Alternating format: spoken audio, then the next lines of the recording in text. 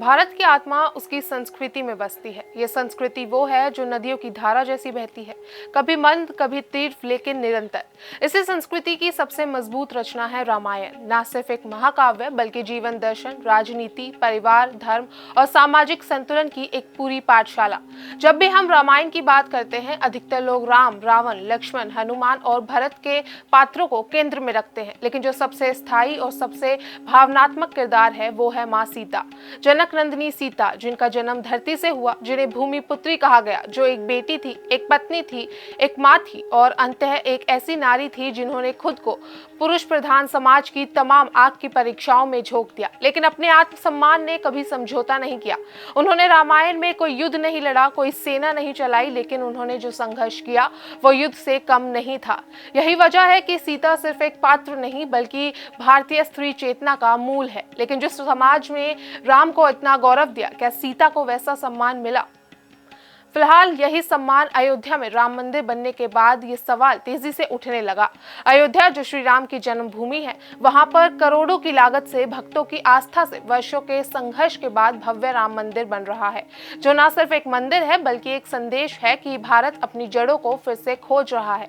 लेकिन साथ ही ये भी सच है कि आज भी भारत में ऐसा कोई भव्य और राष्ट्रीय पहचान वाला मंदिर नहीं है जो माता सीता को समर्पित हो। सोचिए, जो स्त्री रामायण को आत्मा थी, जिसे अग्नि परीक्षा से गुजरना पड़ा, जिसे समाज के सवालों की वजह से गर्भवती अवस्था में वनवास झेलना पड़ा, जो अंत में धरती में समा गई, उन्हें आज तक वैसा सम्मान नहीं मिला और जैसा मिलना चाहिए था। अब इस अन्याय को खत्म करने की पहल हुई है बिहार में, उस जमीन पर जिसे माता सीता की जन्मभूमि कहा जाता है, यानी कि सीतामंडी, विशेष रूप से पुनारा धाम। पौराणिक मान्यता है कि राजा जनक यहाँ खेत जोत रहे थे और तभी हल्की नोक से उन्हें एक कन्या मिली जो धरती से उत्पन्न हुई थी। उस कन्या को जनक ने अपनी बेटी बनाया, नाम रखा सीता। यानी सीता का जन्म किसी माँ के गर्भ से नहीं बल्कि कहा जाता है कि इस पवित्र मिट्टी से हुआ था, जो धरती पुत्री थी और इसलिए ही उन्हें भूमिजा भी कहा गया। पुनौरा धाम में उसी मिट्टी पर स्थित है जहां मां सीता का अवतरण हुआ था।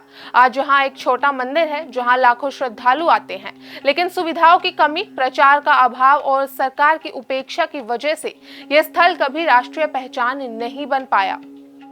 लेकिन अब बिहार सरकार ने यह तय कर लिया है कि माता सीता को वो सम्मान मिलेगा जिसकी वो सच्चे मायनों में अधिकार है। मुख्यमंत्री नीतीश कुमार ने घोषणा की है कि पुनौरा धाम में अयोध्या की तरह ही भव्य और दिव्य सीता मंदिर बनाया जाएगा। इसके लिए एक विशेष ट्रस्ट भी बनाया गया है, पुनौरा धाम न्यास, जो कि इस पूरे प्रोजेक्ट का नियोजन, क्रियान्वयन और प्रबंधन करेगा। अब सवाल उठता है कि आखिर ये मंदिर में कितना जरूरी है, तो इसका उत्तर सिर्फ धार्मिक नहीं बल्कि सामाजिक, सांस्कृतिक और भावनात्मक भी है। भारत में नारी को देवी माना गया, लेकिन व्यवहार में समाज उसे हमेशा परीक्षा की कसौटी पर रखता आया है। सीता इसका सबसे बड़ा उदाहरण है। उनके जीवन को केवल राम की पत्नी बनाकर नहीं देखा जा सकता, वो खुद एक विचार, एक मूल्य, एक सिद्धांत है। उनके लिए मंदिर बनाना सिर्फ एक ढांचे का निर्माण नहीं होगा बल्कि एक सोच का पूर्ण जन्म भी होगा। हम ऐसी संस्कृति से आते हैं जहां नारी को सिर्फ सहनशीलता की मूर्ति नहीं बल्कि जीवन की जननी के रूप में भी पूजा जाता है। बिहार सरकार की योजना है कि इस मंदिर को विश्व स्तरीय धार्मिक और सांस्कृतिक परिवार के रूप में विकसित किया जाए।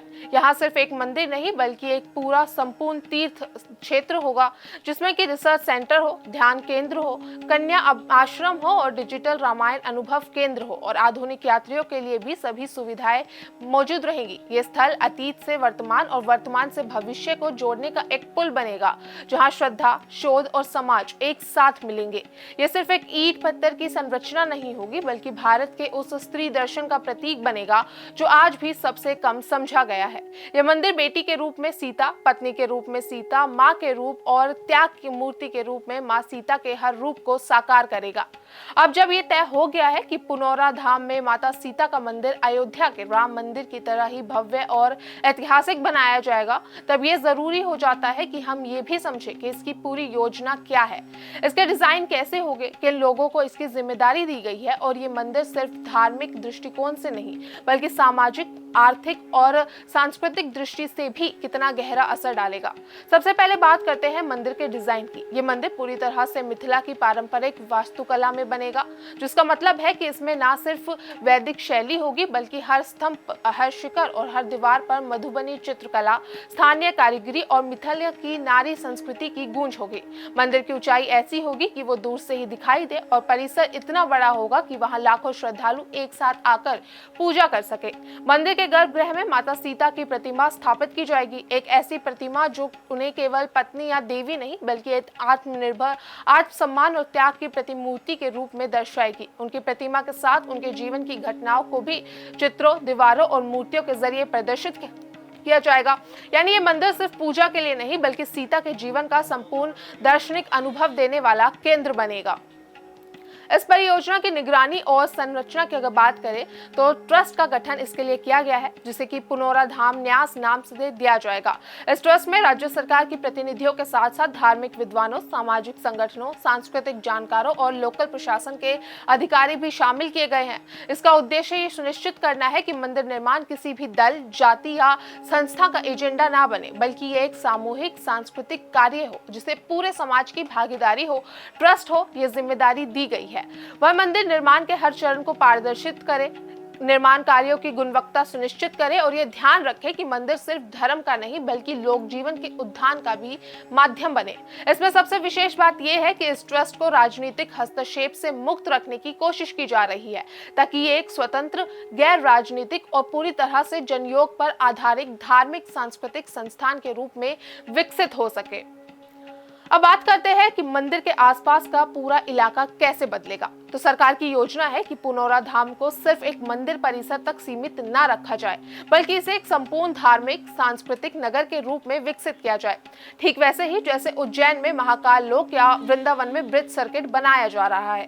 इसके तहत यहाँ धार्मिक रिसर्च सेंटर बनाया जाएगा जहाँ माँ सीता के जीवन में रामायण, नारी धर्म और वैदिक संस्कृति पर शोध होगा। देश विदेश से स्कॉलर, धर्माचार्य, शिक्षाविद और कलाकार यहाँ आएंगे और एक नई सांस्कृतिक चेतना का निर्माण होगा। तो यहाँ एक ध्यान केंद्र और योग संस्थान भी होगा जहाँ भक्तगण शांति, साधना और आत्मिक विश्वास के लिए समय व्यतीत कर सकेंगे। एक सीता कन्या आश्रम भी योजना है जहाँ बेटियों की शिक्षा, आत्मनिर्भरता और भारतीय संस्कृति की समझ दी जाएगी। यानी ये मंदिर बेटियों के लिए प्रेरणा और आश्रम का केंद्र भी बनेगा। साथ ही यहाँ पर बनेगा डिजिटल रामायण केंद्र जिसमें कि इंटरैक्टिव टेक्नोलॉजी से रामायण की कथा को दृश्य और श्रव्य माध्यम से दर्शाया जाएगा ताकि आज की युवा पीढ़ी भी इसे आधुनिक शैली में समझ सके। यही नहीं बल्कि मंदिर परिसर के चारों ओर संपूर्ण परिक्रमा पथ भी बनाया जाएगा जिसमें कि रामायण की विभिन्न घटनाओं को जीवंत झांकियों के माध्यम से दिखाया जाए, जैसे कि जनक का हल चलाना, सीता का प्रकट होना, राम सीता का विवाह, वनवास, लंका में सीता की कैद, अग्नि परीक्षा और अंतिम वियोग। ये परिक्रमा न सिर्फ धार्मिक रूप से महत्वपूर्ण होगी बल्कि ये हर श्रद्धालु को एक आध्यात्मिक यात्रा का अनुभव देगी। साथ ही यहाँ भक्तों के लिए भव्य धर्मशालाएं, भोजनालय, tourist guide centre, helping pad, parking zone और मेडिकल सुविधाएं भी विकसित की जाएंगी ताकि ये स्थल हर वर्ग के यात्री के लिए सुलभ और सुलझा हुआ बन सके। अब बात करते हैं कि आर्थिक और सामाजिक असर क्या कुछ पड़ेगा। जब कोई ऐसा धार्मिक स्थल बनता है तो वो सिर्फ पूजा पाठ तक सीमित नहीं रहता, वो पूरे इलाके की तस्वीर बदल देता है। अयोध्या में जैसे राम मंदिर बनने से व्यापार, होटल, हस्तशिल्प, टूरिज्म और रोजगार को नई उड़ान मिली, वैसे ही प्रभाव पुनौरा धाम में भी होगा। मधुबनी कलाकारों को नया मंच मिलेगा, local guides, tour operator, hotel व्यवसायी और कारीगरों के लिए रोजगार के नए रास्ते खुलेंगे। स्थानीय युवा जो कि पलायन की ओर मजबूत होते हैं उन्हें अपने क्षेत्र में ही काम मिलेगा और सबसे बड़ी बात, ये स्थल बिहार की पहचान बन जाएगा, एक ऐसी पहचान जो अब तक छिपी हुई थी। अब बात आती है कि आखिर सरकार की रणनीति क्या कुछ है। तो राज्य सरकार ने स्पष्ट किया है कि ये परियोजना सिर्फ उसकी नहीं बल्कि पूरे समाज की है। वो इसे पब्लिक प्राइवेट पार्टनरशिप मॉडल पर लागू करेगी जिसमें कि राज्य सरकार आधारभूत ढांचा उपलब्ध कराएगी, केंद्र से आर्थिक सहयोग मांगा जाएगा और कॉर्पोरेट सेक्टर से CSR के तहत योगदान लिया जाएगा। इसके साथ साथ आम श्रद्धालु से भी दान सहयोग लिया जाएगा। यानी ये मंदिर वास्तव में जन भागीदारी से बनाया जाएगा। एक मंदिर होगा। इस मंदिर के बाद में राष्ट्रीय धरोहर घोषित करवाने की भी योजना है और इसके लिए सांस्कृतिक मंत्रालय से प्रक्रिया शुरू कर दी गई है। भविष्य में यूनेस्को से इसे वर्ल्ड हेरिटेज साइट घोषित कराने की भी दिशा में प्रयास सरकार करेगी, ताकि ये स्थल सिर्फ भारत में ही नहीं बल्कि दुनिया भर में एक भारतीय स्त्री चेतना का प्रतीक बन सके। अब इस मंदिर के बनने से जो सबसे बड़ा सामाजिक बदलाव आने वाला है वो ये है कि नारी के प्रति सोच बदलेगी। आज जब पूरे देश में बेटी बचाओ बेटी पढ़ाओ, महिला सशक्तिकरण जैसे अभियान चल रहे हैं, तब ये मंदिर एक सांस्कृतिक उदाहरण बनेगा। एक ऐसी मिसाल जहां पूजा सिर्फ मूर्ति की नहीं, विचार की होगी। सीता को देवी मानना तभी पूरा होगा जब आप उन्हें समझे, उनकी पीड़ा को महसूस करें, उनके त्याग को पहचाने और उनकी गरिमा को स्वीकार करें। यह मंदिर नारी सम्मान की एक जीवंत प्रतिमा बनेगा, जो कि हर दर्शक को ये याद दिलाएगा कि भारतीय परंपरा में केवल नारी पूजनीय नहीं बल्कि प्रेरणादायी भी है। अभी के लिए इतना ही। आपको हमारी ये रिपोर्ट कैसी लगी कमेंट सेक्शन में जरूर बताएं। अच्छी लगी हो तो लाइक और शेयर करें और चैनल को सब्सक्राइब अभी तक नहीं किया है तो अभी की अभी कर लीजिए। आज से फिर मुलाकात होगी किसी और खास रिपोर्ट में।